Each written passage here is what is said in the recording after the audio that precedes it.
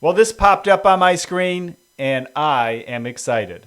The rumored and long anticipated O3 model from OpenAI is now available.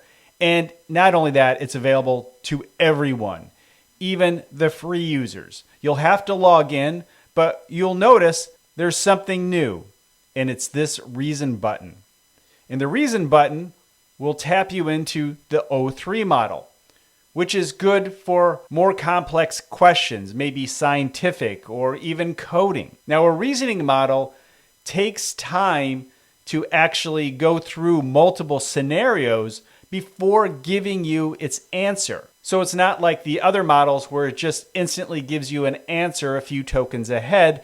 It's giving you an answer because it's gone through multiple scenarios based on its training, the most logical conclusions, which in theory should provide much better answers. For paid users, you still have your 4.0 model and your O1 model, but now you have O3 Mini and O3 Mini High, which is a little more advanced and probably a little bit slower. Now I'm going to compare O3 Mini with a few creative tasks to see if it's helping to give us creatives a little more of a leg up. My initial impression of O3 is that it's more for scientific, math, as well as coding. It does a really good job. Actually, I tested it immediately when it came out with a prompt that I've been giving a number of different platforms to see if it did a better job. And it has to do with a side project that I have, and I've been asking this question, and it actually gave a new and better answer that to a question that I've been asking for about 2 years. As a creator, I do consider coding a creative task. So as far as creators go, O3 Mini High and the O3 Mini is extremely valuable for better coding and the ability to problem solve through your creative ideas. The first thing I want to do here is actually compare it in a very simple format to other models to see if it is about the same or maybe it is a little more creative. Let's test out a short story, just one paragraph long, among 4 different models. We're going to give the same prompt to all 4. Write a 1-paragraph futuristic story about a purple dog going to Mars. Copy and paste, but let's see what O3 does. As you can see, it's reasoning through. It didn't take long, just a few seconds. And here we go. Pause to read this story. So this is very interesting. It thought about it for a few seconds, but the last line is totally related to me. Understanding who the user is and most likely its audience. Gen X inspired perspective. Well, I'm about as Gen X as you can get. That I find amazing. So pause to read the story. Let's move on to the next one. Claude is one of my favorite platforms for writing. Using Sonnet 3.5, let's see what it has to say.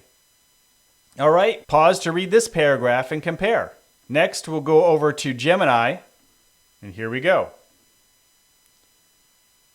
Now this is Gemini Flash 2.0 Advanced, which is the new default for Gemini. Pause to read. No pun intended. And number 4 is DeepSeek. So let's click DeepThink for the R1 model. So we're comparing reasoning models. So as you can see, it's actually going through and sharing what it's thinking about and what it needs to create in this thinking model. Go ahead and read. So what do you think? Which one was better? Put it in the comments below. Now let's do a coding project. Create a simple chess game using HTML, CSS, and JavaScript to be cut and paste. Let's see what happens here. Reasoning. And look at that. Wow. Wow. Fast. Look at that.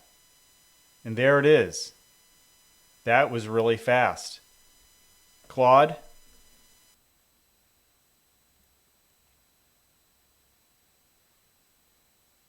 So Claude is a little longer complex and it's taking more time. And look at that. Shows you the game.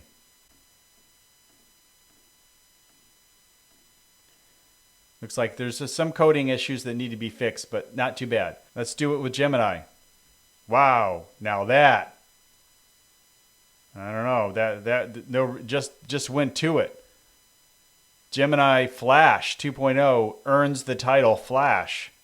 So if you want a comparison with O3, the just released Gemini 2.0 Flash model right there. That's rather amazing.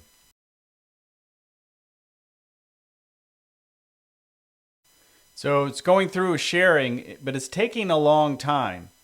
It's testing. So the slowest was definitely DeepSeek with the reasoning model. So we have to make that. Once again, O3 is a reasoning model too. But it's slow typing it out. Well, that took a little time. And if you run the HTML, that's kind of the way it looks. All of them had issues at some level, but the thing is, when you code with an AI, it's helpful to know code because you can go through and read what the AI did, and maybe there's some better approaches, and understanding what the AI did will help you collaborate with the AI to improve the output by asking good questions and letting it know that maybe there's a better way and guiding it. Or just sometimes asking, is there a better way of coding this, making it more efficient? And again, it's a collaborative effort. And here is O1 Mini High. So O3 Mini High is definitely a slower model, but probably more precise. Let's do a third test.